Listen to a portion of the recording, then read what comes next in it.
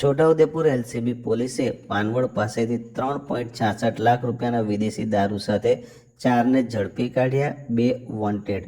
Chhota Udepur LCB પોલીસને બાતમી મળી હતી। બાતમી આધારે પાનવડ પાસે છોટાઉદેપુર એલસીબી પોલીસ હતી તે દરમિયાન એક અર્ટિકા ગાડી કે જે પાયલોટિંગ કરીને આવતી હતી તેની પાછળ બોલેરો ગાડીની અંદર ભારતીય બનાવટનો વિદેશી દારૂ ભરેલો હતો, તેને ઝડપી કાઢી હતી।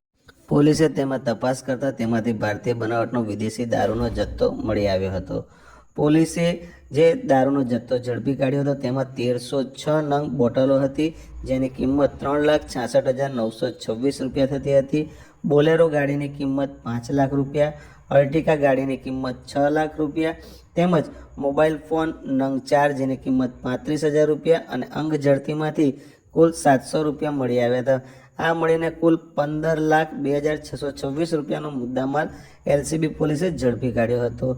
આ ગુનાની અંદર છોટાઉદેપુર એલસીબી પોલીસે સન્નીસિંહ શ્યામસિંહ સિકલીગર, શમશેરસિંહ કિંમતસિંહ પંજાબી, જસપાલસિંહ જોરસિંહ સરદાર તેમજ કરણસિંહ શમશેરસિંહ પંજાબીને ઝડપી કાઢ્યા હતા।